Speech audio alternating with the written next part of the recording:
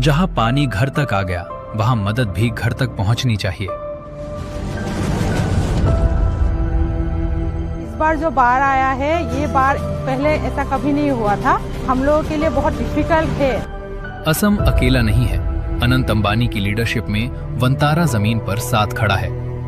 मुश्किल बड़ी है, लेकिन मदद का हौसला उससे भी बड़ा है।